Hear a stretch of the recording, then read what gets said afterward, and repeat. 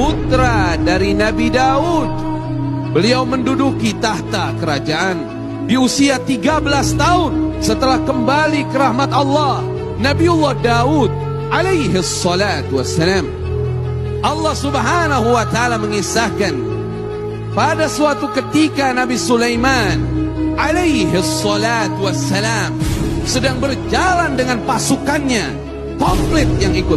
Ada dari bangsa jin, ada dari manusia, ada juga dari bangsa burung.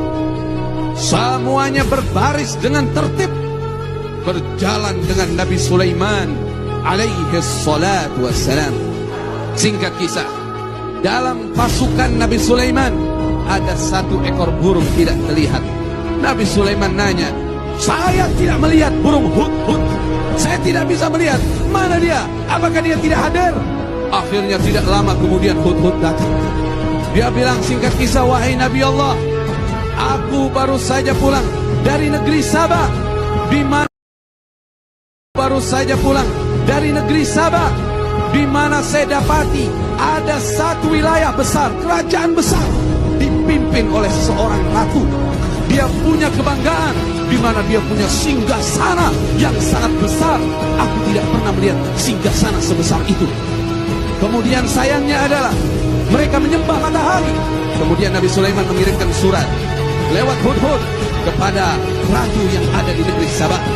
Setelah datangnya surat ke ratu di negeri Sabah, dan ratu itu bernama Ratu Bilqis.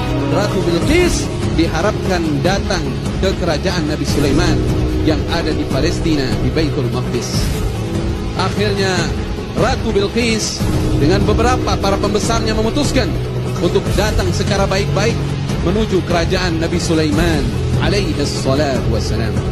Di tengah perjalanan Ratu Bilqis dengan para pembesarnya menuju kerajaan Nabi Sulaiman, Nabi Sulaiman menyatakan kepada pembesar di kerajaannya, hai para pembesar kerajaanku, kata Nabi Sulaiman, siapa di antara kalian yang mampu mendatangkan singgasana Ratu Bilqis, artinya orang yang tahu bagaimana cara munajat kepada Allah subhanahu wa ta'ala, aku bisa datangkan wahai Nabi Allah singgasana Ratu Bilqis sebelum berkedip matamu.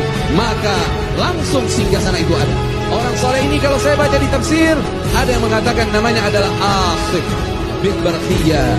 Dia adalah salah seorang murid dekatnya Nabi Sulaiman alaihi salatu wassalam.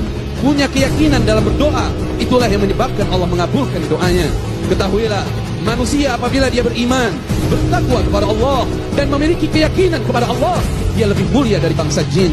Kemudian datang Ratu Bilqis. Nabi Sulaiman mengatakan, qala ahakadha arshuki, apakah ini singgasanamu? Disitulah Ratu Bilqis tunduk kepada Allah, dan aku nyatakan, aku berserah diri dengan Nabi Sulaiman kepada Allah, pemelihara sekalian alam. Ratu Bilqis akhirnya menjadi muslimah, dan karunia Allah, Ratu Bilqis menjadi istri dari Nabi Sulaiman. Singkat kisah, akhirnya datanglah waktu akhir hayat Nabi Sulaiman alaihi salatu wassalam. Saat itu Nabi Sulaiman sedang menugaskan para jin untuk apa? Untuk membangun bangunan yang besar. Ketika itu Nabi Sulaiman alaihi salatu wassalam bersender di tongkatnya, seperti halnya beliau sedang berzikir, salat menghadap Allah subhanahu wa ta'ala.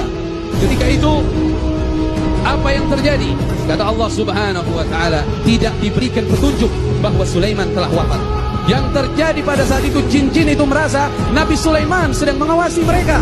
Nabi Sulaiman belum wafat, setahun lamanya sudah kembali ke rahmat Allah, tapi jin-jin itu merasa Nabi Sulaiman masih hidup. Setelah itu jatuh Nabi Sulaiman karena tongkatnya dimakan rayap. Setelah tersungkur, tabayyanatil jin, maka jin jelas dia tahu, oh Sulaiman sudah wafat.